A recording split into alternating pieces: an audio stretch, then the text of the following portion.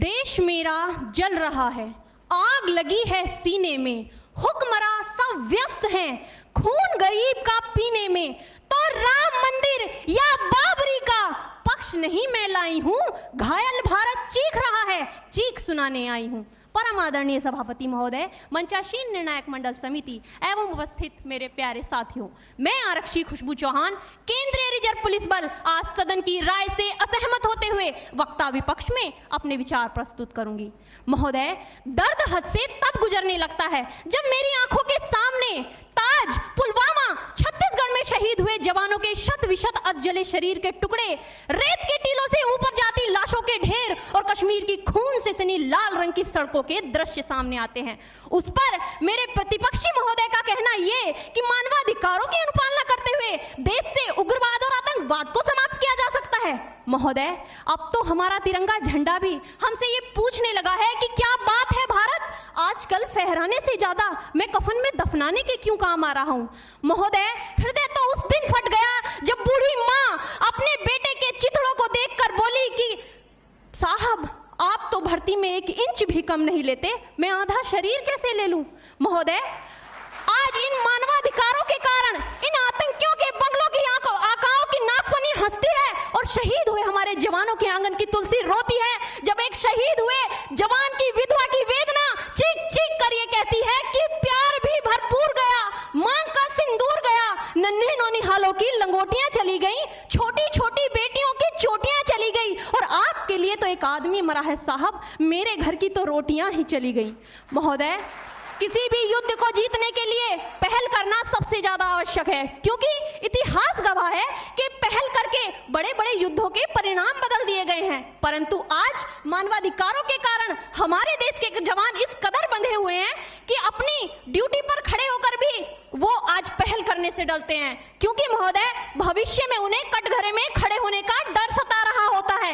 वो ये जानते हैं कि चाहे एक उग्रवादी की राइफल से निकलने वाली गोली को ये तय करना पड़े या ना पड़े कि वो किसे लगेगी, लेकिन हमारी राइफल से निकलने वाली हर गोली को ये निर्णय लेना पड़ता है कि चाहे वो किसी निर्दोष को लगे, दोषी को लगे या ना लगे, परंतु किसी निर्दोष को नहीं लगनी चाहिए। यदि ऐसा हुआ तो ना तो ये समाज हमें छोड़ेगा, ना ही तिल का ताड़ बनाने वाली ये मीडिया हमें छोड़ेगी। और महोदय, मानवाधिकार के तले किसी जवान को दबाकर युद्ध के मैदान में छोड़ देना कोई वीरता नहीं, एक आत्महत्या है। क्योंकि महोदय, फूल को श्रृंगार दो ये मुमकिन नहीं और एक वीर को झनकार दो ये मुमकिन नहीं। जो हाथ बांधे सेना के, ऐसे मानवाधिकार का पालन संभव नहीं। महोदय, आज सत्यनिष्ठा के मार्ग पर चलते हुए भी हमारे देश का जवान इन आतंकवादियों, इन पत्थरबाजों से डरता है, क्योंकि वो जानता है कि उसकी राइफल से निकलने वाली गोली अगर टारगेट को हिट नहीं भी करेगी तो भी 400 मीटर तक जाएगी, और यदि इस बीच वो किसी निर्दोष को लग गई तो महोदय हमें अपनी नौकरी से हाथ तक धोना पड़ सकता है।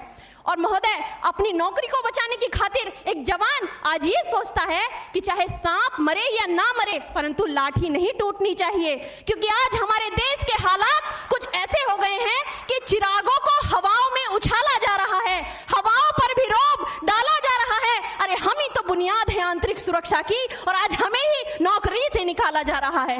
महोदय, जब पुलवामा में 44 जवान शहीद हुए, छत्तीसगढ़ में 76 जवान शहीद हुए, तो कोई भी मानवाधिकार की दुहाई देने वाला हमारे पक्ष में आकर खड़ा नहीं हुआ। परंतु जब जेएनयू विश्वविद्यालय में एक देशद्रोही के द्वारा भारत तेरे टुकड़े होंगे, अफजल हम शर्मिंदा हैं जैसे देशद्रोही नारे लगते हैं, तो सारे मानवाधिकार के ज्ञाता आकर उसके पक्ष में खड़े हो जाते हैं। तभी तो क्या कहा था उस देशद्रोही ने कि तुम एक अफजल को मारोगे, हर घर से अफजल निकलेगा। तो मैं भारत की बेटी अपनी भारतीय सेना की तरफ से आज ये ऐलान करती हूँ कि उस घर में घुसकर मारेंगे जिस घर से अफजल निकलेगा, वो कोख नहीं पलने देंगे जिस कोख से अफजल निकलेगा।